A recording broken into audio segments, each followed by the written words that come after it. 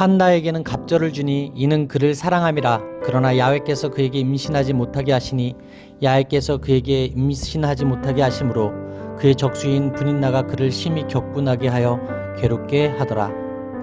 사무엘상 1장 5절에서 6절 말씀. 아멘. 할렐루야. 오늘도 좋은 날입니다. 이용호 목사입니다. 오늘의 원포인트 묵상 본문은 사무엘상 1장 5절에서 6절 말씀입니다. 사무엘서는 이스라엘이 왕정국가가 되는 과정을 담고 있습니다. 그 이야기는 아이를 낳지 못해 괴로워하는 한 여인으로부터 시작됩니다. 한나는 에브라임 산간 지방에 거주하는 엘가나의 아내입니다. 한나에게는 자녀가 없었고 분인나에게는 여러 명의 자녀가 있었습니다.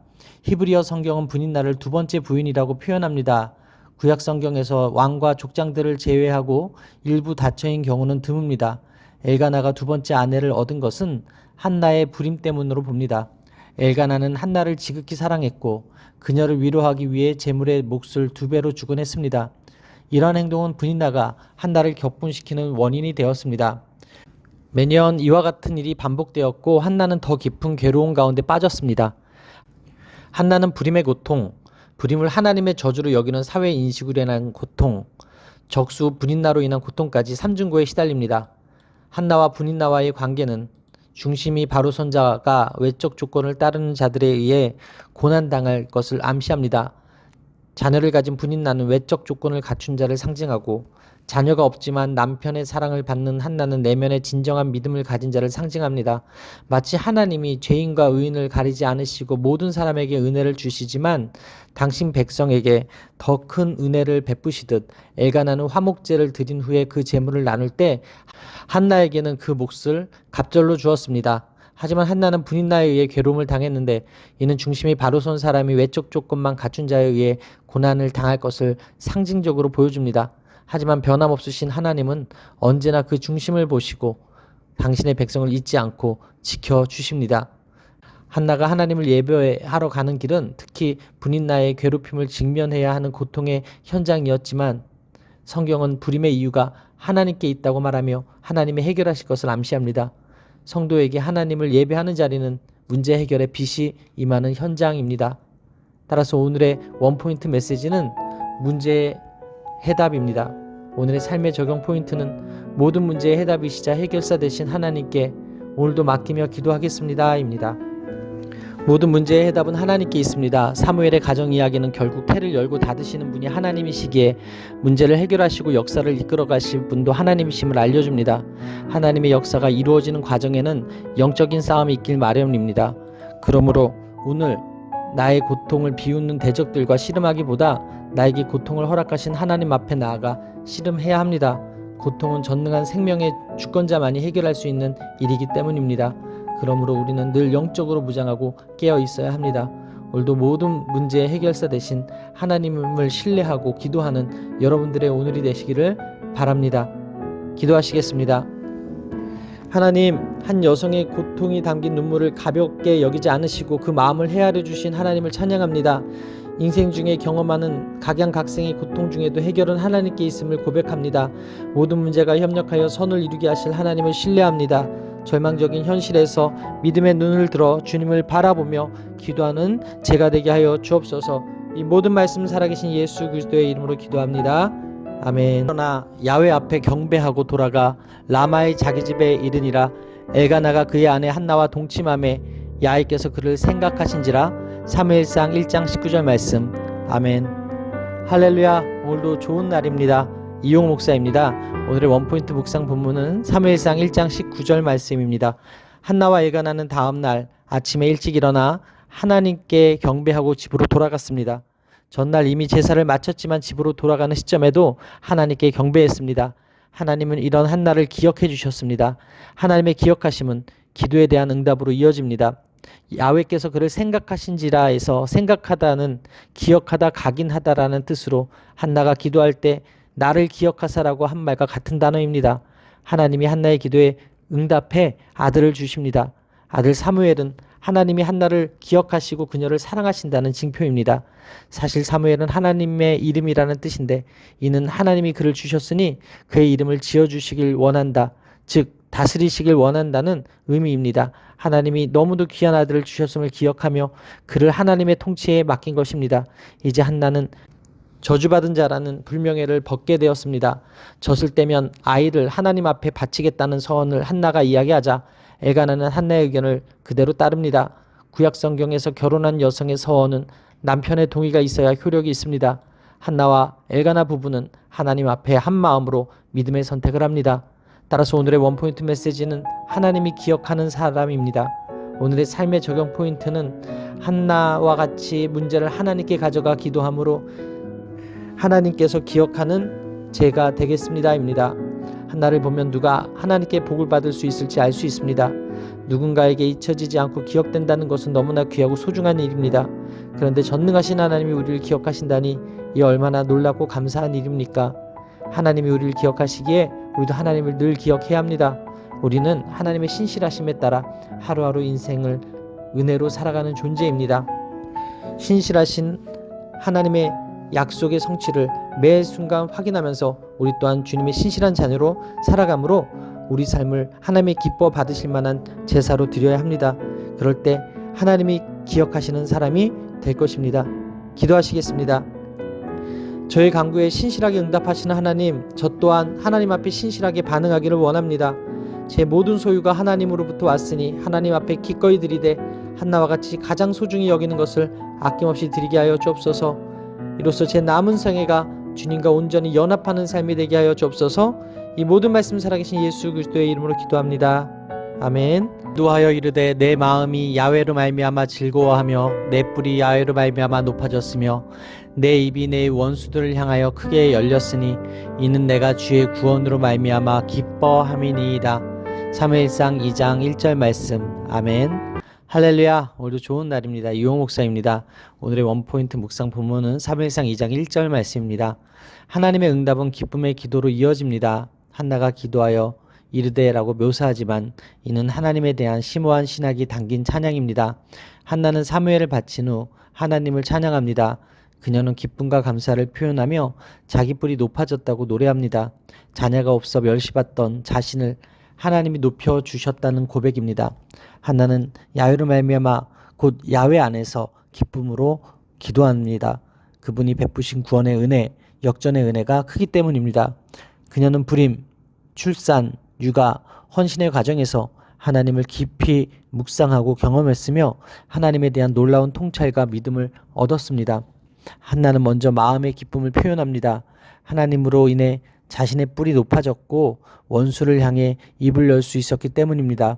뿔은 영광과 힘의 상징으로 불임으로 멸시받던 한나가 이제 당당하게 다닐 수 있게 되었음을 의미합니다. 입을 연다는 것은 한나가 자신을 조롱하던 이들을 도리어 비웃고 하나님이 하신 일을 자랑한다는 의미입니다. 사실 한나가 이 찬양을 드릴 때는 어린 아들과 헤어져야 하는 상황이었습니다. 하지만 더 이상 고개를 떨어뜨리지 않습니다. 자신의 뿔을 드시는 하나님을 바라보며 그 역사하심을 신뢰하기에 노래할 수 있는 것입니다. 이렇듯 하나님으로 인해 한나의 위상이 완전히 바뀝니다. 이 기도문의 주된 주제는 하나님의 주권적 섭리와 하나님 백성의 인생 역전입니다. 가시적인 세상의 유한한 가치에서는 소외된 약자로 머물렀던 사람들이 하나님의 주권으로 역전을 경험하게 됩니다.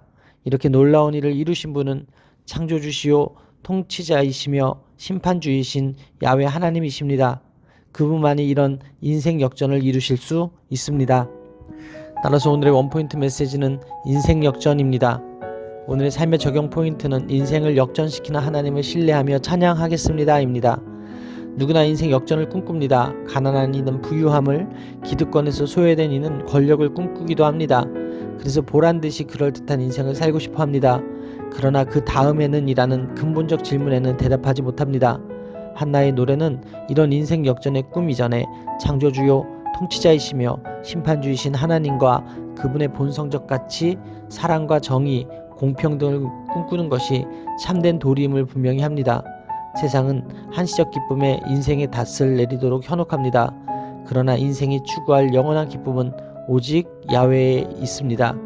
연약하고 보잘것없는 인생도 야훼 안에서 노래한다면 그 인생은 하나님의 위대한 역사를 써내려가는 하나님의 붓이 될 것입니다. 우리도 하나님을 신뢰하며 지금도 살아 역사하시는 하나님을 찬양하게 되기를 바랍니다.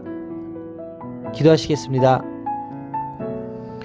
찬양 받기 합당하신 주님, 온 세상의 주권자이신 하나님이 제 생명의 주인이심을 고백하며 찬양합니다. 낮아진 자리에서도 높아진 자리에서도 처한 환경 때문에 마음에 흔들리지 않게 하여 주옵소서. 사람을 낮추기도 하시고 높이기도 하시는 전능하신 하나님 앞에 늘 겸손한 모습으로 사는 저의 삶이 되게 하여 주옵소서. 이 모든 말씀 살아계신 예수 그리스도의 이름으로 기도합니다. 아멘. 사무엘이 엘리 앞에서 야훼를 섬길 때에는 야훼의 말씀이 희귀하여 이상이 흔히 보이지 않았더라. 사무엘상 3장 1절 말씀. 아멘. 할렐루야. 오늘도 좋은 날입니다. 이용호 목사입니다. 오늘의 원포인트 묵상 본문은 사무엘상 3장 1절 말씀입니다. 하나님의 말씀이 희귀하다는 것은 영적 암흑기를 암시합니다. 사무엘서 저자는 당시에 하나님 말씀이 희귀하여 흔히 보이지 않았다고 말합니다. 이때는 사사시대의 말기로 영적으로 심각하게 타락한 시대였습니다. 눈이 어두워 잘 보지 못하는 엘리의 모습이 당시 상황을 상징합니다. 중요한 사실은 하나님의 등불은 아직 꺼지지 않았고 사무엘이 하나님의 궤에 있는 야훼의 전 안에 누웠다는 것입니다. 하나님이 사무엘에게 찾아오십니다. 엘리와 그의 아들들이 말씀을 가볍게 여기고 순종하지 않자 새로운 시대를 열 제사장으로 사무엘을 직접 부르신 것입니다. 하나님의 등불, 곧 성소의 7등불은 결코 꺼지는 일이 없었습니다. 게다가 지성소나 성소를 숙소로 사용할 수는 없습니다. 따라서 이는 이스라엘을 향한 하나님의 소망의 등불이 아직 켜져 있었고 사무엘은 하나님을 가까이 했음을 상징하는 표현일 것입니다. 기존 질서를 대표하는 엘리는 어두워져 암흑의 시대가 이르렀지만 다행히 하나님을 가까이 한 사무엘에 의해 소망의 등불은 아직 꺼지지 않았습니다. 악한 행실을 일삼는 엘리 아들들과 대조적으로 신실한 사무엘은 하나님과 사람들에게 사랑을 받았습니다. 사무엘이 등불 관리를 위한 불침번으로 성막 안에 있던 날 하나님이 그를 부르십니다. 사무엘은 이를 엘리의 부름으로 생각합니다. 상황이 반복되자 경험 많은 엘리는 하나님의 음성으로 알아차립니다. 말씀이 희귀한 때 하나님은 사무엘을 부르시고 그분의 백성에게 말씀하시기 시작합니다. 따라서 오늘의 원포인트 메시지는 말씀을 듣는 사람입니다.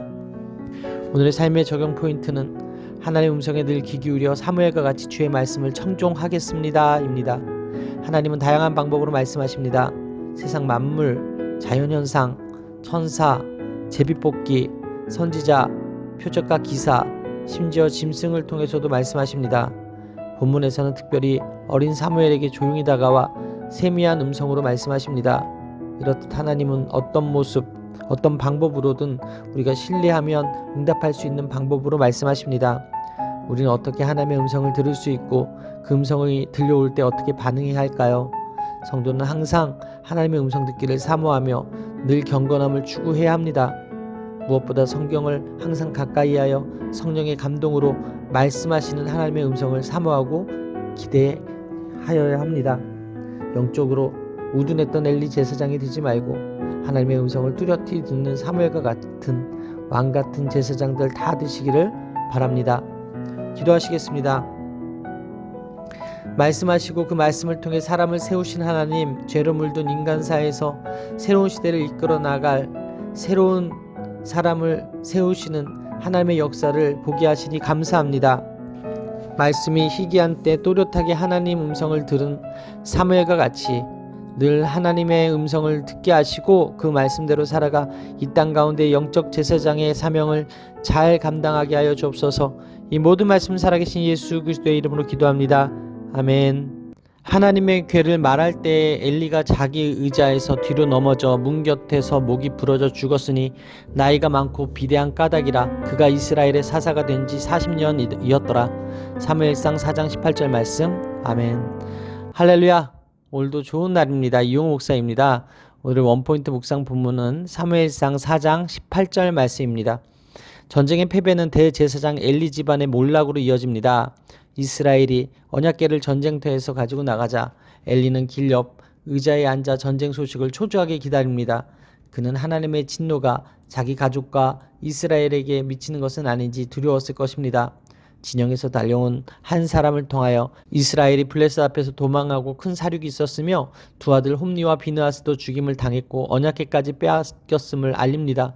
엘리는 국가적 차원에서 전쟁에서 큰 패배를 당했고 가족이라는 차원에서는 아들 둘을 다 잃었으며 신앙적으로는 무엇보다 소중한 언약궤까지 잃어버렸습니다. 엘리가 지금까지 살아오면서 자신의 정체성을 이루었던 모든 것을 하루아침에 한 번에 잃은 것입니다. 궁극적 가치로 여겼던 하나님의 궤를 잃었다는 소식을 들은 엘리는 자기 가문을 향한 하나님의 예언이 성취되었음을 깨닫습니다. 그로 인해 놀란 엘리는 자기 의자 곧 자신의 권세에서 떨어져 목이 부러져 죽습니다. 엘리는 하나님을 아는 사람이었습니다. 그러나 노쇠하고 마음이 약한 까닭에 단호하고 강한 리더십을 행사하지 못했으며 장년의 아들들에게 끌려다니다가 결국 하나님의 심판을 받고 맙니다. 이러한 엘리 집안에 대한 예언의 성취는 이스라엘을 향한 하나님의 경고이기도 합니다. 따라서 오늘의 원포인트 메시지는 하나님의 경고입니다.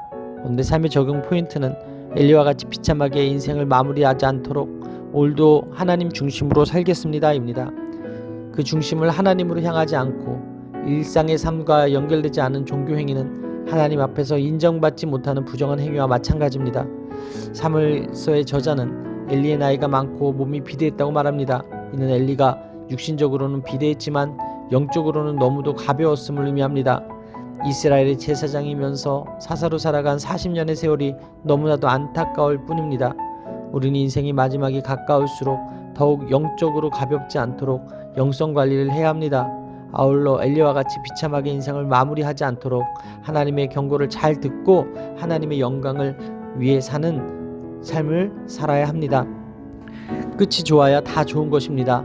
이 길의 끝에서 주님을 보는 저와 여러분들이 되시기를 바랍니다. 기도하시겠습니다. 오늘도 말씀을 성취하신 하나님, 심판의 예언이 실제로 이루어지는 역사 앞에서 겸허히 저 자신을 돌아보게 하시니 감사합니다. 심판의 자리에서도 자기 합리화에 갇혀 변명을 늘어놓는 안타까운 인생이 되지 않게 하여 주옵소서. 아직 기회가 있는 오늘 철저한 회개로 주님께 돌이키며 나아가게 하여 주옵소서. 이 모든 말씀 살아계신 예수 그리스도의 이름으로 기도합니다. 아멘. 이에 그들이 하나님의 궤를 에블론으로 보내리라. 하나님의 궤가 에그론에 이른즉 에그론 사람이 부르짖어 이르되 그들이 이스라엘 신의 궤를 우리에게로 가져다가 우리와 우리 백성을 죽이려 한다 하고. 사무엘상 5장 10절 말씀. 아멘. 할렐루야. 오늘도 좋은 날입니다. 이용 목사입니다. 오늘의 원포인트 묵상 본문은 사무엘상 5장 10절 말씀입니다. 이스라엘 백성은 하나님의 궤가 전쟁에서 큰 승리를 가져다 줄 것을 기대했습니다. 이것은 하나님의 뜻이라기보다는 고대 사회에 널리 퍼져 있던 거룩한 전쟁의 개념을 그대로 받아들인 것이었습니다. 이스라엘 백성은 하나님께 간구하기보다는 관습에 따라 스스로 결정했습니다. 하지만 그들의 기대와는 달리 이스라엘 군대는 블레셋 군대에 크게 패배했고 하나님의 궤마저 빼앗겼습니다. 전쟁에서 패한 이스라엘은 하나님의 영광이 떠났다고 생각했지만 하나님은 이스라엘 대신에 블레셋과 싸우심으로 그분의 영광을 드러내십니다. 블레셋 사람들은 하나님을 다곤신의 하위신 정도로 여기고 하나님의 궤를 다곤신전에 두었습니다. 그러나 블레셋의 신 다곤을 부수신 하나님은 블레셋 사람들을 공격하기 시작하십니다. 언약궤가 있는 아스돗에 전염병이 강한 피부병 재앙을 내리십니다. 아스돗 사람들은 이 재앙이 언약궤에 계신 하나님의 공격이라 판단하고 언약궤를 가드로 보냅니다. 하나님은 가드에 더 심한 재앙을 내려 남녀노소 지위 고하를 막론하고 모두에게 독종이 나게 하십니다. 그들이 언약궤를 다시 에그론으로 보내지만 에그론에서는 재앙이 더 심각해져 많은 사람들이 죽고 병으로 고통받습니다. 아스돗과 가드에서 어떤 일이 있었는지를 들은 에그론 사람들은 자기들에게 언약궤를 보내려 한다는 소식만 들었을 뿐인데도 자기들을 죽을 것이라며 부르짖었습니다. 이는 두려움과 고통의 표현입니다. 앞에서 우리는 이스라엘이 블레셋과의 전쟁에서 패하고 크게 부르짖는 모습을 보았습니다. 그런데 이제는 블레셋 사람들이 하나님으로 인한 두려움과 고통 때문에 그 부르짖음이 하늘에 사무칠 정도입니다. 블레셋의 방백들은 어쩔 수 없이 언약궤를 돌려보내야 한다는 결정을 내립니다. 이는 비록 이스라엘은 블레셋에게 졌지만 하나님은 언약궤가 안치되는 블레셋 도시들을 치시며 자기 백성이 겪은 고통에 대한 안갚음을 해주셨습니다. 따라서 오늘의 원포인트 메시지는 야훼의 궤입니다. 오늘의 삶의 적용 포인트는 하나님의 말씀과 함께함으로 오늘도 승리하겠습니다 입니다. 전능하신 하나님은 결코 패배하지 않으십니다. 거룩한 전쟁의 개념으로 보자면 하나님은 블레셋의 다곤신에게 패배한 셈이었습니다. 그러나 하나님이 블레셋의 다곤 신정과 백성에게 큰 재앙을 내리심으로 능력을 발휘하십니다. 오늘의 사건은 역설적으로 보입니다. 하나님이 이스라엘의 기대는 저버리시고 정작 이방의 땅에서 능력을 발휘하셨습니다. 그러나 문제는 역설적인 하나님이 아니라 이스라엘에게 있습니다. 하나님의 능력과 역사하심은 변함이 없지만 이스라엘은 그 하나님을 찾지 않았습니다. 그래서 일종의 벌을 받았습니다. 하지만 하나님이 이스라엘을 벌하셨다고 해서 이방신에게 굴복하지는 않으십니다. 언제나 문제는 하나님이 아니라 사람들에게 있습니다. 이스라엘의 실패는 결코 하나님의 실패가 아닙니다. 하나님은 이스라엘을 블레셋과의 전쟁에서 패하게 하사 엘리의 시대를 끝내고 사무엘의 시대가 오게 하셨습니다. 이처럼 지금은 교회가 패하는 것처럼 보이나 이를 통하여 하나님이 원하시는 교회가 교회 내에서 일어날 것이고 결과적으로 교회가 세상을 이길 것입니다. 하나님은 우리의 부족함에도 불구하고 능히 그 뜻하신 바를 이루심을 믿으며 주의 섭리에 순종하며 따르는 성도들이 되시기를 축복합니다. 기도하시겠습니다. 하나님, 택하신 백성이 범죄로 하나님의 명예가 실추되어도 스스로 영광과 존귀를 지키시는 능력을 찬양합니다. 매 순간 하나님의 살아계심을 신뢰하며 저 자신을 돌아보고 하나님 뜻에 순종하길 원합니다. 원수의 목전에서 상을 베푸실 하나님을 찬양합니다. 하나님만 드러내는 삶을 살게 하여 주옵소서. 오늘도 하나님의 말씀 앞에 승리하는 저의 삶이 되게 하여 주옵소서. 이 모든 말씀 살아계신 예수 그리스도의 이름으로 기도합니다. 아멘. 스길로 바로 행하여 대로로 가며 갈대에 울고 좌우로 치우치지 아니하였고 블레셋 방백들은 베세메스 경계선까지 따라가니라. 사무엘상 6장 12절 말씀. 아멘. 할렐루야. 오늘도 좋은 날입니다. 이용호 목사입니다. 오늘의 원포인트 묵상 본문은 사무엘상 6장 12절 말씀입니다. 블레셋 사람들의 마음은 이중적입니다. 그들은 하나님의 권능을 인정하려는 마음과 함께 하나님을 거부하려는 마음도 있습니다. 그래서 끝까지 하나님의 권능을 시험합니다. 그들은 전나는 암소 2마리에게 새 수레를 메우고 언약궤에 싣습니다. 암소들이 베세메스로 가면 재앙을 하나님이 내리신 것으로, 다른 길로 가면 우연으로 여기겠다고 합니다. 그들은 확실한 증표를 얻기 위해 송아지들을 우리에 가두고 암소의 본능을 자극합니다. 암소가 대로로 갔다는 것은 단 하나의 큰 길이라는 뜻으로 이것은 암소들이 가장 빨리 목적지에 도착할 수 있는 지름길로 행했음을 암시하고 있습니다. 암소가 가며 울고 이와 같은 현상은 이 암소들로부터 새끼를 떼어 놓았기 때문에 나타난 현상입니다. 암소들은 울면서도 베세메스 길로 똑바로 나아갑니다. 이것은 베세메스로 가는 암소들이 새끼 송아지에게 모성적 본능이 이끌리면서도 하나님의 강권하시는 손에 의해 지배를 받고 있었음을 잘 보여줍니다. 베세메스는 태양의 집이란 뜻으로 이 지역이 갖고 있는 이러한 의미는 일찍이 이곳이 가나안인들에 의하여 태양신이 숭배되었던 곳임을 암시해줍니다. 당시 이곳은 예루살렘 서쪽 약 22km 지점에 위치하였고 블레셋 땅으로 연결되는 동서 골짜기에 있었으며 제사장들의 성읍으로 지정된 유다 지파의 땅이었습니다. 한편 블레셋인들이 언약궤를 이곳으로 보내려 한 이유는 언약궤가 원래 보관되어 있던 실로는 당시 블레셋 족속들에 의하여 심하게 파괴되었고 베세메스는 언약궤로 인해 마지막으로 재앙을 당한 블레셋 도시 에그론과 제일 가까운 이스라엘의 성읍이며 언약궤를 관리할 수 있는 제사장들이 거주하는 곳이기 때문이었습니다. 아울러 베세메스 길로 바로 행하여 갔다는 사실은 블레셋의 제사장들이 스스로 기준을 세운 바와 같이 블레셋에게 임한 재앙이 하나님의 진노로 말미암았음을 명확히 보여주고 있습니다. 좌우로 치우치지 아니하였고는 성경 안에서 철저한 순종을 가리킬 때 사용하는 말입니다. 여기서는 암소들이 블레셋 사람들에 의해 정해진 목적지 베세메스로 곧바로 갔음을 암시합니다.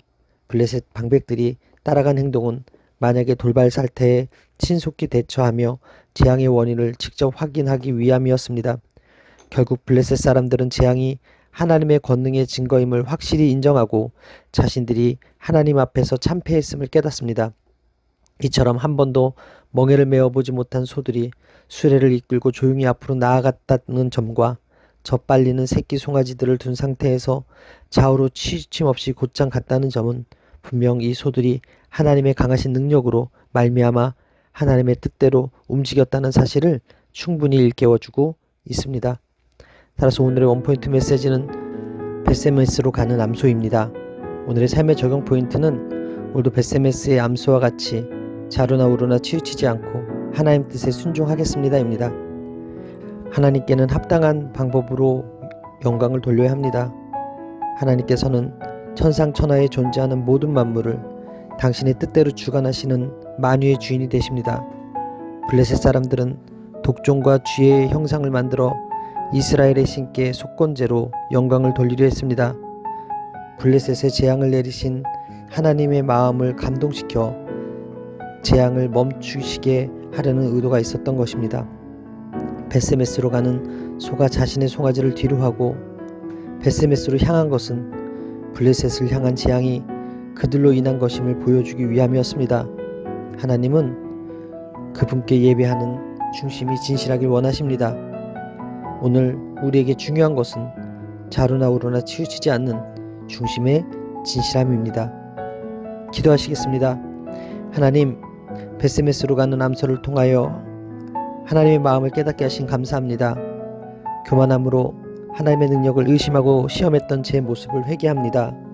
매일 하나님 말씀을 깨닫게 하셔서 좌로나 우로나 치우치지 않고 중심의 진실함을 가지고 겸손히 하나님을 경외하게 하여 주옵소서. 완고한 본성을 거스르는 것이 어려울지라도 성령의 이끄심에 저를 내어 맡겨 온전히 순종의 길로 가게 하여 주옵소서. 이 모든 말씀 살아계신 예수 그리스도의 이름으로 기도합니다. 아멘. 사무엘이 이르되 온 이스라엘은 미스바로 모이라. 내가 너희를 위하여 야훼께 기도하리라 하매 그들이 미스바에 모여 물을 길어 야훼 앞에 붓고 그날 종일 금식하고 거기에서 이르되 우리가 야훼께 범죄하였나이다 하니라. 사무엘이 미스바에서 이스라엘 자손을 다스리니라. 사무엘상 7장 5절에서 6절 말씀. 아멘. 할렐루야. 오늘도 좋은 날입니다. 이용호 목사입니다. 오늘의 원포인트 묵상 본문은 사무엘상 7장 5절에서 6절 말씀입니다. 하나님 명령을 따를 때 평화가 옵니다. 이스라엘 사람들은 언약궤를 기라여아림 아비나답의 집에 두고 그의 아들 엘리야사를 관리인으로 세웁니다. 아비나답은 레위 가문 사람이었을 것입니다. 하나님 명령에 따라 언약궤를 대하니 하나님이 이스라엘에 20년간 평화를 주시고 백성은 하나님을 사모하게 됩니다. 때가 되자 사무엘이 정치 종교 지도자로 이스라엘을 다스리기 시작합니다. 그는 백성의 신앙을 회복을 독려하며 우상을 버리고 하나님만 섬기면 하나님이 블레셋 사람의 손에서 이스라엘을 건져주신다고 말합니다.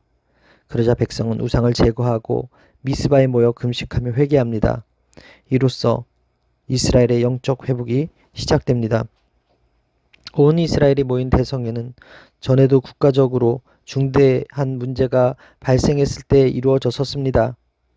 미스바는 파수대라는 뜻을 가지며 오늘날의 텔 앤 나스베와 동일한 지역으로 해발 784m의 고지에 위치하였습니다. 그리고 이곳은 예루살렘 북쪽 약 13km 지점에 위치한 베냐민 지파의 땅이었습니다. 사무엘이 많은 성읍 중 이곳으로 이스라엘 백성들을 모이도록 한 이유는 아마도 이 미스바가 온 이스라엘이 모이기에 지리적으로 가장 좋은 지점이었기 때문이었습니다. 미스바 모임의 목적은 다음 두 가지였습니다. 첫째, 대회개 운동을 통하여 국운을 회복하고 신앙을 회복하기 위한 거국적 성이었으며, 둘째, 블레셋으로부터 정치 종교의 자유와 독립을 회복하기 위한 거국적 거사였습니다. 미스바 성의 특징은 첫째, 지도자 중보 기도를 하기 위해 추진한 성이었습니다. 둘째, 백성들은 금식하고 회개함으로 동참한 성이었습니다. 미스바 성회가 가지는 의미는 타락하고 피폐해진 이스라엘 사회를 하나님의 왕국답게 혁신하는 대개혁의 모임이었으며, 파괴된 하나님과 이스라엘 사이의 언약 관계를 새롭게 회복하는 대전환의 모임이었습니다. 내가 너희를 위하여 기도하리라는 사무엘의 이 말은 이스라엘 백성들이 죄악에 대한 중보의 기도임이 분명합니다. 이스라엘 백성이 미스바에 모였다는 소식을 들은 블레셋은 다시 이스라엘을 공격하려고 합니다. 그때 이스라엘은 이전처럼 언약궤를 가져오자라고 말하지 아니하고 하나님 야훼께 부르짖어 우리를 구원하게 하소서라고 말합니다. 문제는 같은데 문제를 해결하는 방식이 달라진 것입니다. 미스바에서의 회개의 단락은 사무엘이 이곳에서 이스라엘을 다스렸다는 말로 끝을 맺습니다. 사무엘은 사사시대를 대변하는 영적 사사가 아닌 거룩한 전쟁의 선지자적 중재자였습니다. 따라서 오늘의 원포인트 메시지는 미스바 기도회입니다.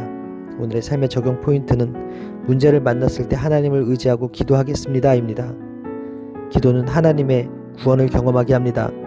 애굽에서 그리고 사사시대 그의 백성들의 부르짖음을 응답하신 야훼 하나님은 블레셋의 침략의 위기 앞에서 부르짖는 사무엘과 이스라엘 백성들의 기도에 응답하셨습니다. 두려움은 우리를 현실의 벽에 가둡니다. 그러나 기도는 현실의 벽을 뚫고 하나님을 바라보게 합니다. 사무엘이 나는 너희를 위해 기도하기를 쉬는 죄를 결단코 범치 않겠다고 선언한 것 같이 우리가 문제를 만날 때 다른 것을 의지하기보다 기도의 자리에 모이는 것이 중요합니다. 기도할 때 하나님이 일하시고 우리의 대적을 물리쳐 주실 것입니다. 기도하시겠습니다. 오늘 우리의 기도를 들으시고 응답하신 하나님을 찬양합니다. 시간이 지날수록 하나님을 사모하는 마음이 더 깊어지기를 소원합니다. 하나님을 바라보지 못하게 방해하는 모든 우상을 버리고 애통하는 심령과 회개의 눈물로 하나님께 기도로 나아가게 하여 주옵소서. 어떤 상황에서도 쉼 없이 부르짖으며 하나님만 의지하게 하여 주옵소서.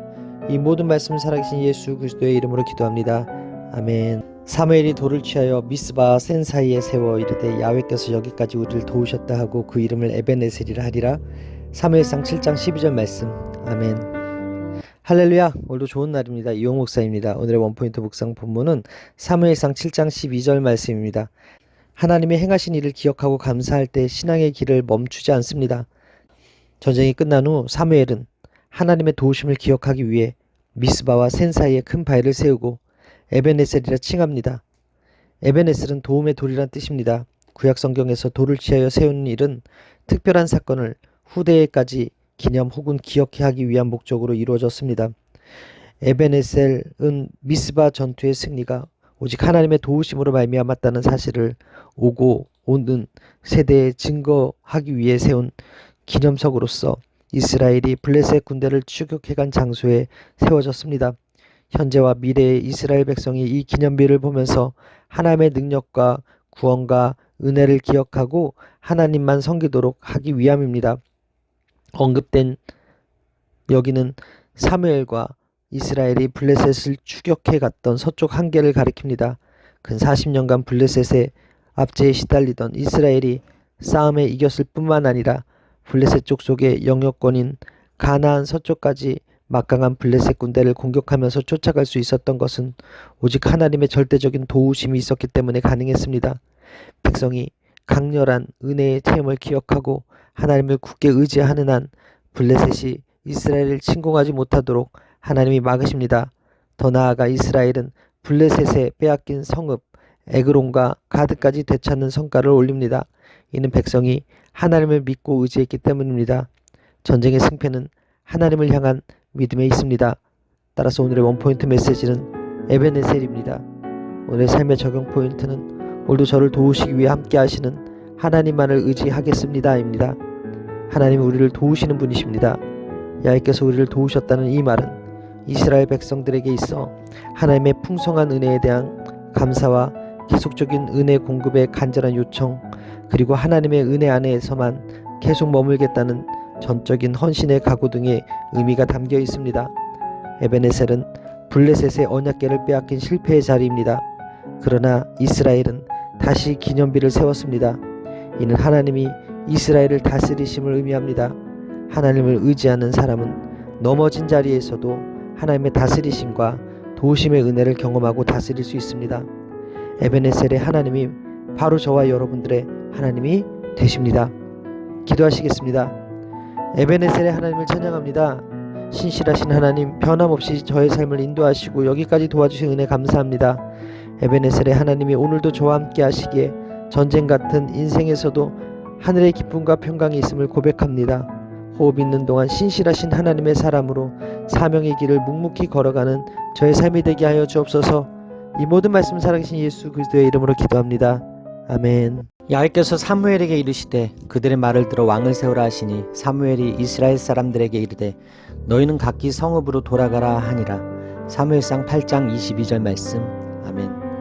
할렐루야. 오늘도 좋은 날입니다. 이용호 목사입니다. 오늘의 원포인트 묵상 본문은 사무엘상 8장 22절 말씀입니다. 백성은 하나님 말씀을 듣지 않습니다. 미래의 위험성에는 눈물 감고 왕이 있을 때의 유익만 생각하면서 무조건 왕을 세워달라고 요구합니다. 백성은 전쟁이 일어날 때 자신들을 위해 싸워줄 안정적 지도자를 요구합니다. 지금까지 전쟁이 나면 하나님이 때마다 사사를 세워주셨고 사사와 함께 싸워 백성을 구원해 주셨습니다. 하나님의 역사는 강력했지만 백성은 눈에 보이지 않는 하나님을 절대적으로 신뢰해야 했고 그런 신뢰가 없으면 평안을 누리지 못하고 늘 불안에 시달렸습니다. 그런 이유로 백성은 자신들을 위해 싸워줄 눈에 보이는 왕을 요구한 것입니다. 결국 하나님은 그분의 크신 광륜 안에서 왕을 세우도록 허락하십니다. 그들의 말을 들어 왕을 세우라. 사무엘을 통한 하나님의 강력한 경고에도 불구하고 끝까지 고집을 굽히지 않는 백성들의 요구에 응해 마침내 하나님께서는 이스라엘의 왕정 제도를 허락하셨습니다. 너희는 각기 성읍으로 돌아가라. 마침내 사무엘은 이스라엘 장로들을 각 지파, 각 성읍으로 돌려보냈습니다. 이것은 다음과 같은 의미가 있습니다. 첫째, 왕을 위한 백성들의 요구가 완전히 수락되었으니 이제 이 소식을 각 성읍에 알리고 재소집의 시기를 기다리라는 의미가 있습니다. 둘째, 왕을 세우기 위한 제반의 준비가 필요하다는 사실을 의미합니다. 백성들의 요구에 의해 이루어진 왕정에도 불구하고 이스라엘은 결국 그들의 불순종과 우상 숭배로 인해 멸망의 길로 가게 됩니다. 그럼에도 불구하고 하나님께서는 이 왕정 제도를 통하여 당신의 구속 역사를 펼쳐 가셨습니다. 결국 이를 통해 우리는 인간은 늘 실패하지만 하나님께서는 그러한 실패까지도 포용하신다는 사실을 알 수 있습니다. 따라서 오늘의 원포인트 메시지는 우리의 왕을 세우소서입니다. 오늘의 삶의 적용 포인트는 하나님만을 저의 왕으로 모시고 살겠습니다 입니다. 기도와 응답은 우리와 하나님과의 관계를 보여줍니다. 하나님은 언약궤 사건을 통해 이스라엘을 위해 싸우시는 진정한 왕임을 입증하셨습니다. 하지만 백성은 하나님을 왕으로 모시기를 거부하고 인간 왕을 요구합니다. 이는 인간이 보이지 않는 하나님보다 보이는 사람을 의지하는 모습의 반증입니다. 곧 기도에도 응답하시지 않는 관계를 자초하는 일입니다. 하나님은 우리 왕이십니다. 그 하나님은 우리 아버지가 되십니다. 그분은 우리 기도를 들으시고 응답하시는 분이십니다. 그러나 하나님을 진정한 왕으로 모신 사람이라야 기도하면 응답하시는 하나님의 능력을 경험합니다. 하나님이 우리의 왕이심을 고백하며 삽시다. 기도하시겠습니다. 왕이신 하나님을 찬양합니다. 하나님 말씀 듣기 거부하는 이스라엘 백성들의 모습에서 그들과 같은 연약한 저를 봅니다. 비좁은 사고와 꽉 막힌 고집으로 하나님의 뜻도 무시하고 사랑하는 이들의 조언도 무시했던 저를 용서하여 주옵소서. 왕이신 하나님만을 섬기며 하나님의 세밀한 음성까지 놓치지 않고 들을 수 있는 열린 마음과 열린 길을 허락하여 주옵소서. 이 모든 말씀 살아계신 예수 그리스도의 이름으로 기도합니다. 아멘. 사무엘이 사울을 볼 때 야훼께서 그에게 이르시되 보라 이는 내가 내게 말한 사람이니 이가 내 백성을 다스리라 하시니라. 사무엘상 9장 17절 말씀. 아멘. 할렐루야. 오늘도 좋은 날입니다. 이용호 목사입니다. 오늘의 원포인트 묵상 본문은 사무엘상 9장 17절 말씀입니다. 사무엘은 사울과의 만남이 하나님의 섭리임을 알고 있습니다. 전날 하나님이 왕이 될 사람을 보낼 것이니 그에게 기름 부으라고 하셨기 때문입니다. 하나님은 백성의 요구가 그분 마음에 합당하지 않더라도 그들이 괴로움을 이기지 못하고 부르짖으면 응답해 주시는 하나님이십니다. 사무엘과 사울이 만났을 때 하나님은 그분이 선택하신 인물이 사울임을 사무엘에게 알려주십니다.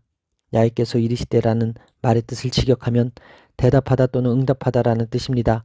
따라서 이 말은 사무엘의 내적 기도와 물음에 대해 하나님께서 계시로서 응답해 주셨다는 사실을 보여줍니다. 사무엘이 사울에게 그가 왕이 될 것을 암시하자 사울은 자신이 가장 미약한 지파 사람이라고 말합니다. 베냐민 지파는 사사시대의 가장 약한 지파로 전락했기 때문입니다. 여기에 약한 자를 높이시는 하나님의 주권적 선택이 나타납니다. 하나님이 사울을 사무엘에게 인도하시는 목적은 당신의 백성을 구원하시기 위함입니다.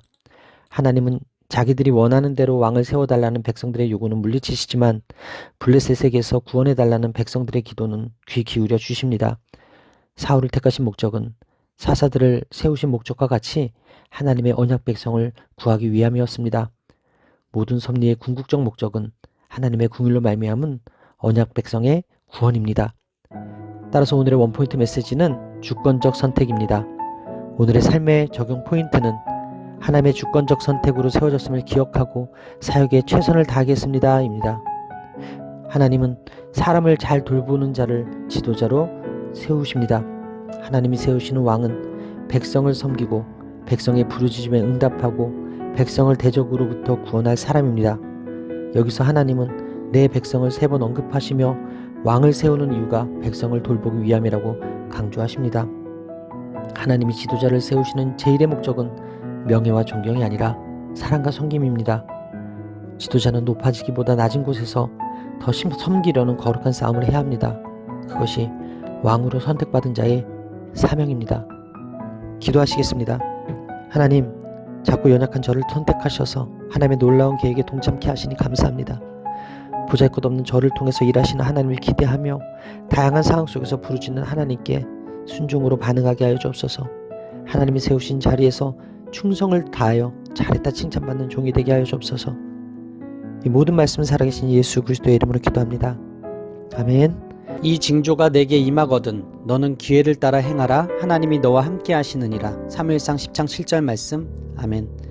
할렐루야. 오늘도 좋은 날입니다. 이용호 목사입니다. 오늘의 원포인트 묵상 본문은 사무엘상 10장 7절 말씀입니다.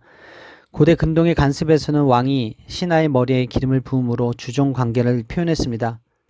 그런 의미에서 기름 부음 받음은 권위의 상징이 아니라 순종의 상징입니다. 사무엘은 사안을 먼저 보내고 둘만 남게 되자 사울의 머리에 기름을 부으며 하나님이 그를 기업의 지도자, 즉 이스라엘의 왕으로 삼으셨음을 확인해 줍니다. 하나님이 사울의 머리에 기름 부으심은 비록 왕이라 할지라도 하나님 명령에 순종해야 한다는 의미입니다. 사무엘은 사울이 이후에 만날 3가지 표징을 알려줍니다. 이 징조는 2에서 6절에 언급된 3가지 징조를 가리킵니다. 3가지 징조는 다음과 같습니다. 아버지의 소식 떡을 받음, 하나님의 영이 임함입니다. 그리고 여기서 임하거든은 막연한 가정을 의미하지 않습니다. 이 3가지 표징은 선택받았지만 아직 왕이 되는 일에 대하여 의심하고 불안해하는 사울을 설득하시고 확신시켜 주시기 위한 하나님의 배려입니다. 사무엘은 하나님의 명령을 기억하도록 사울에게 2가지를 당부합니다. 첫째, 기회를 따라 행하라고 합니다. 기회를 따라 행하라는 것은 문자적으로 손이 발견하는 것을 너를 위하여 행하라의 뜻으로 이것은 앞으로 자신의 소명과 관계된 일이 발생할 경우 소신껏 거기에 대응하라는 권면입니다.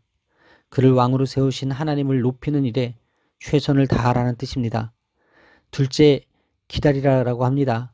가르침을 받고 참된 예배를 드릴 수 있을 때까지는 기다리라는 뜻입니다. 그러면서 사무엘은 사울에게 하나님이 너와 함께 하시느니라는 용기를 줍니다. 이는 사울이 기회를 따라 행하는 일에 하나님의 절대적인 도우심이 있을 것임을 강력히 시사하는 말입니다. 우리 하나님은 선택한 자에게 정확한 표적과 징표를 주시고 자유의지를 인정하시며 그 선택에 도우시는 하나님이십니다. 따라서 오늘의 원포인트 메시지는 기회를 따라 행하라입니다. 오늘의 삶의 적용 포인트는 하나님이 주신 기회를 놓치지 않고 최선을 다해 하나님을 높이며 살겠습니다 입니다. 징조를 통하여 사울은 여러 가지를 확인할 수 있었습니다. 먼저 사울은 사무엘의 말이 참됨을 확인할 수 있었습니다. 나아가 그에게 기름 부은 이는 궁극적으로 사무엘이 아니라 하나님이심을 확신하였습니다. 그 결과 사울은 왕의 직분을 수행할 수 있을 것이라는 격려를 받았습니다. 마찬가지로 하나님께서는 다양한 방법으로 우리에게 말씀의 참됨과 임마누엘의 사실을 확인시키며 격려합니다. 하나님은 오늘도 주저하며 미심쩍어하는 일꾼들에게 눈높이로 다가와 그들을 확신시키며 격려하며 자신감을 불어주십니다. 사명자에게 필요한 덕목은 순종입니다. 사명 감당은 하나님의 가르침을 받고 그분만을 높일 수 있을 때 가능합니다. 기도하시겠습니다. 하나님, 사울에게 주신 징조가 이루어짐을 통하여 사명을 맡기신 자에게 그 사명을 감당할 확신과 능력을 주시는 하나님의 사랑을 깨닫게 하시니 감사합니다. 의심하고 불안해하는 저에게 먼저 손 내밀어 주시는 하나님을 붙잡고 순종의 걸음을 내딛게 하여 주옵소서. 나의 때를 내려놓고 하나님의 때가 있음을 믿으며 온전히 인내하게 하여 주옵소서. 감사드리며 이 모든 말씀 살아계신 예수님의 이름으로 기도합니다. 아멘.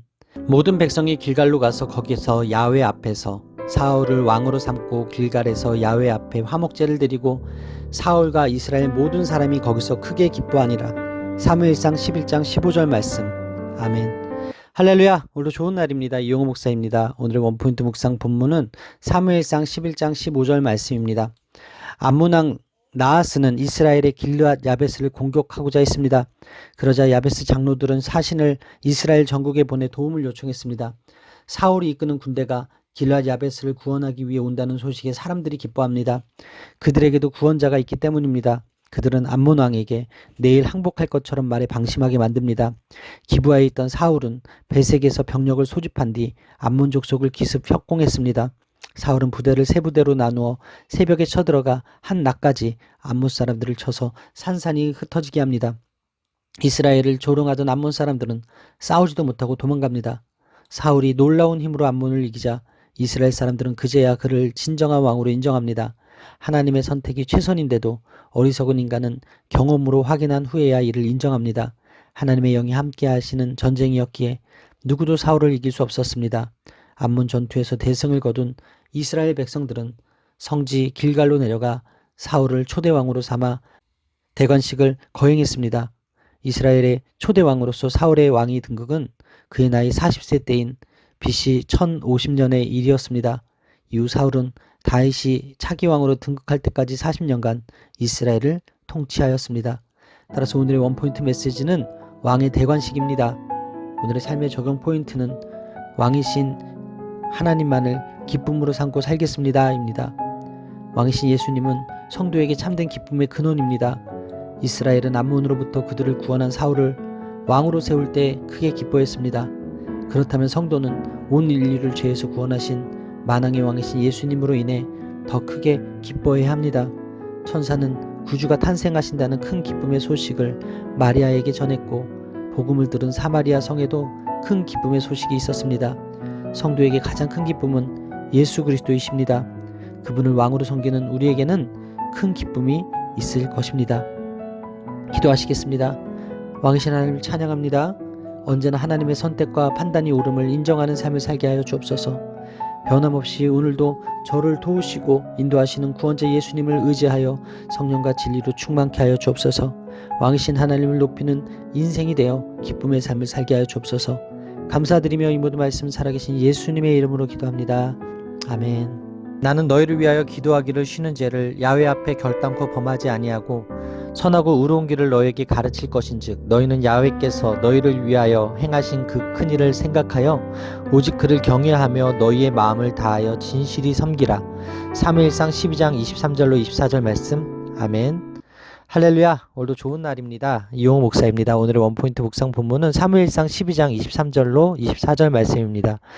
사울이 이스라엘의 왕으로 세워졌지만 사무엘의 역할이 다 끝난 것은 아닙니다. 아직도 해야 할 일이 많이 남아 있습니다.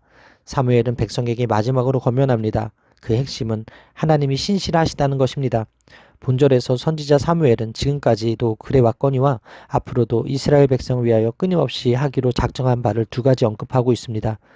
첫째, 기도하기를 쉬는 죄를 범치 않겠다는 것입니다. 중보의 의미를 띤 선지자로서 사무엘은 중보의 기도를 게을리하는 것은 분명 죄라는 인식을 가지고 있었습니다. 사무엘은 왕을 요구한 이스라엘의 범죄가 자신의 그들을 위해 좀 더 열심히 중보하지 않음으로 야기된 것으로 생각했습니다. 둘째, 선하고 의로운 길을 가르칠 것이라는 것입니다. 여기서 선하고와 의로운은 거의 동일한 의미의 단어들로서 하나님의 율법의 성격을 보여주는 말입니다. 특히 여기서 길은 행실 도리란 의미로서 결국 이것은 사무엘이 하나님의 말씀을 통하여 이스라엘 백성들을 영적 윤리적으로 올바른 상 가운데로 인도하겠다는 신앙 교육의 의미를 담고 있는 말입니다. 사무엘은 백성이 앞으로 죄를 짓지 않고 하나님을 잘 섬기도록 기도하고 교육하겠다고 다짐합니다. 중요한 시대를 시작하면서 결단해야 할 것은 과거의 잘못을 철저히 청산하는 것입니다. 숙고되지 않은 고난은 반복됩니다. 이스라엘은 왕을 요구했던 죄악을 철저히 회개하고 온 마음을 다해 하나님을 섬겨야 합니다. 하나님 은혜에 대한 인간의 응답은 오직 하나님 은혜를 기억하고 그분을 경외하며 마음을 다해 진실하게 섬기는 것입니다. 진정한 사명자에게 은퇴란 없습니다. 성도와 공동체를 위해 기도하는 사명은 하나님 나라에 갈 때까지 감당해야 합니다. 따라서 오늘의 원포인트 메시지는 기도의 사명입니다. 오늘의 삶의 적용 포인트는 사무엘과 같이 교회와 공동체를 위해 기도하는 일에 최선을 다하겠습니다입니다. 하나님은 기도하는 사람을 통해 일하십니다. 그분의 말씀과 세우신 종들을 통해 구원의 길을 알리시고 선하고 의로운 길에 대해서도 말씀하십니다. 모든 성도는 그 은혜를 잊지 말고 왕같은 제사장으로서 세상을 축복하고 교회를 위해 기도하기를 쉬지 말고 하나님 나라 역사에 참여해야 합니다.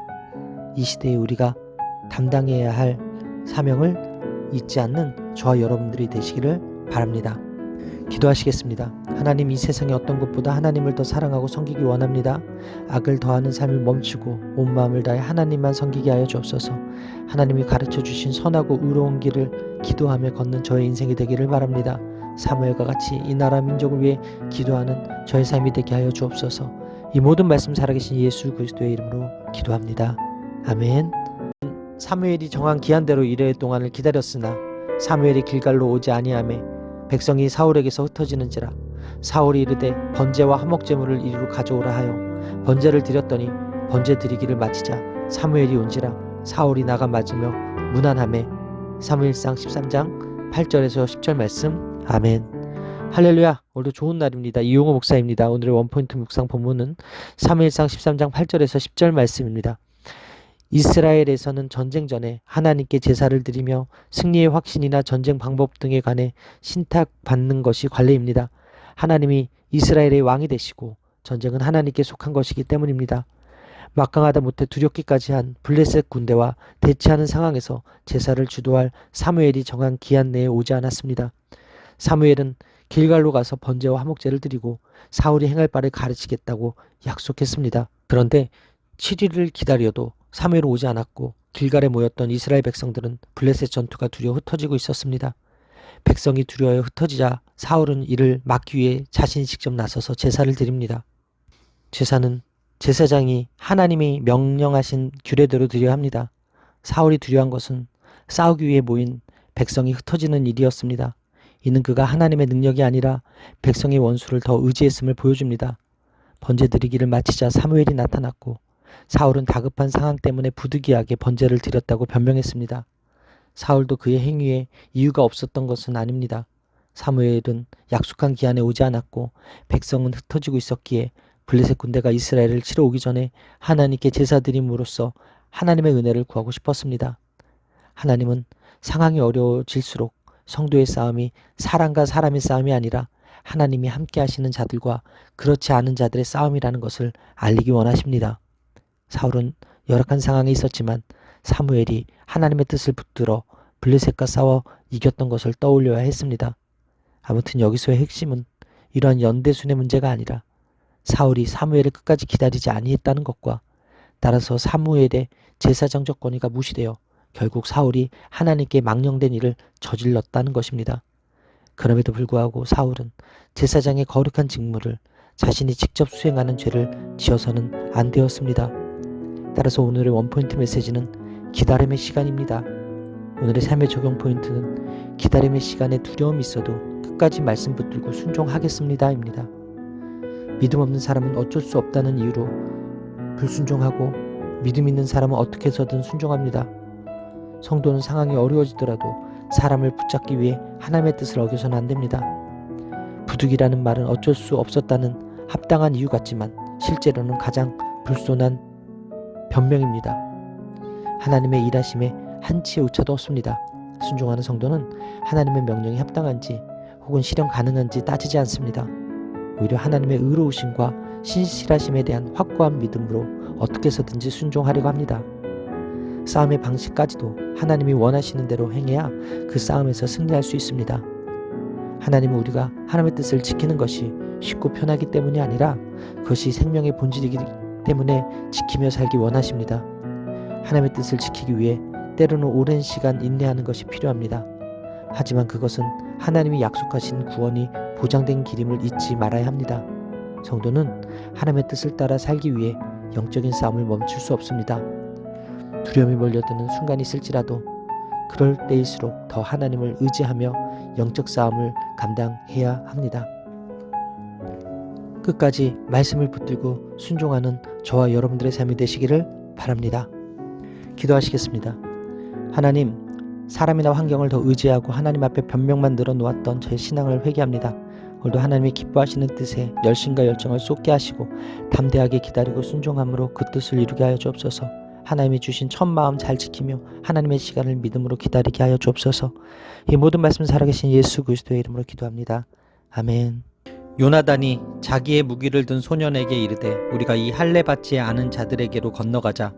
야훼께서 우리를 위하여 일하실까 하노라. 야훼의 구원은 사람이 많고 적음에 달리지 아니하였느니라. 사무엘상 14장 6절 말씀. 아멘. 할렐루야. 오늘도 좋은 날입니다. 이용 목사입니다. 오늘의 원포인트 묵상 본문은 사무엘상 14장 6절 말씀입니다. 블레셋 군대를 두려워하는 사울과 달리 요나단은 믿음으로 행동합니다. 사울도 제사장도 적의 동태만 살피는 상황에서 요나단이 부하 한 명만을 데리고 블레셋 진영으로 가서 싸우려고 합니다. 할례는 하나님과 아브라함이 언약을 맺었다는 표시이므로 할례 받지 않은 자들은 언약 백성이 아닌 이들을 가리키고 여기서는 블레셋을 지칭합니다. 아브라함이 하나님께 받은 언약 중 하나는 가나안 땅에 대한 약속이므로 언약 백성인 이스라엘이 볼 때 언약 백성이 아닌 블레셋 사람들이 이 땅을 차지하고 있는 것은 온당하지 못하였습니다. 그곳 지형이 매우 험했음에도 요나단의 의지는 꺾이지 않았습니다. 요나단은 자신들이 움직이면 혹시 하나님이 일하실지 누가 아느냐고 말합니다. 야훼께서 일하실까 하노라라는 말은 정령 필시라는 뜻의 소망과 확신의 의미도 있는 말로써 요나단은 하나님께서 이스라엘을 대신하여 싸우시는 용사 되심을 믿었습니다. 일의 결과는 눈에 보이는 물리적 수량으로 결정되지 않습니다. 사울이 거느린 600명의 군대는 병거 3만 대 마병 6,000명을 앞세운 블레셋 병력에 압도했습니다. 블레셋 군사수와 철제 무기의 위용은 이스라엘에게도 공포 자체입니다. 그러나 요나단은 자기 무기를 든 소년 한 명만 데리고 적진으로 들어갑니다. 수적인 열세에도 개의치 아니하고 하나님을 전적으로 의지한 것입니다. 야훼의 구원은 많고 적음에 달리지 아니하였느니라. 승리의 관건은 수요의 다수나 군사력의 우열에 있지 아니하고 오직 하나님의 도우심 여하에 있음을 믿는 요나단의 신앙의 고백입니다. 그가 대범한 이유는 하나님의 구원하심이 사람의 많고 적음에 달려있지 않음을 확신했기 때문입니다. 이것이 바로 하나님이 사울에게 원하신 모습입니다. 요나단이 적들에게 자신의 모습을 노출하는 위험한 방식으로 하나님의 뜻을 물은 것은 자기 목숨을 하나님께 맡긴 행위입니다. 하나님의 구원은 사람이 많아야 이루어지는 것이 아닙니다. 신앙생활은 전능하신 하나님을 믿고 신뢰하는지에 따라 크게 달라집니다. 따라서 오늘의 원포인트 메시지는 하나님을 신뢰하는 사람입니다. 오늘의 삶의 적용 포인트는 요나단과 같이 상황이 아닌 하나님을 바라보고 신뢰하겠습니다입니다. 전전긍긍하는 사울과 담대히 나아가는 요나단이 분명히 대조됩니다. 우리는 어려움에 직면했을 때 종종 두 가지 면에서 실패합니다. 첫째, 전능하신 하나님이 우리를 위한다는 사실을 잊습니다. 그래서 감당하지 못할 것처럼 보이는 상황이 닥치면 크게 두려워하고 낙심합니다. 둘째, 하나님의 도우심을 구하면서 자신이 생각한 때와 방식을 강요합니다. 그래서 자신의 뜻대로 속히 이루어지지 않으면 조급해하고 하나님을 원망합니다. 우리는 너무 많은 것을 보기 때문에 두려워하고 염려하지만 모든 것을 단순하게 보면 세상은 선과 악의 싸움이며 진리와 거짓의 싸움입니다. 분명한 것은 진리가 이기며 승리한다는 것입니다. 하나님은 진리이며 선이십니다. 이에 대한 믿음은 용기는 승리를 가져다 줄 것입니다. 하나님을 신뢰하며 모든 일을 그분께 맡기고 평화를 누리는 삶이 되시기를 바랍니다. 기도하시겠습니다. 전쟁에 능하신 만군의 하나님이 저희 아버지 되시니 감사합니다. 저에게 맡겨진 문제를 요나단처럼 믿음으로 돌파할 수 있도록 은혜를 베풀어 주옵소서. 하나님의 능력을 불신하고 다른 것들을 의지했던 제 모습을 회개합니다. 어떤 상황에서도 하나님만 신뢰하며 저를 대신해 싸우시고 승리하시는 하나님을 경험하게 하여 주옵소서. 이 모든 말씀 살아계신 예수 그리스도의 이름으로 기도합니다. 아멘.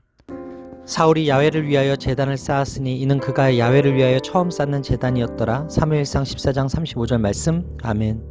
할렐루야. 오늘도 좋은 날입니다. 이용호 목사입니다. 오늘의 원포인트 묵상 본문은 사무엘상 14장 35절 말씀입니다. 이스라엘이 블레셋을 베냐민 지경에서 거의 몰아내면서 전쟁이 끝납니다. 하루 사이에 많은 전가를 올린 것입니다. 하지만 하루 종일 금식한 백성은 몹시 허기졌기에 탈취한 가축들을 잡아 고기를 핏째 먹었습니다.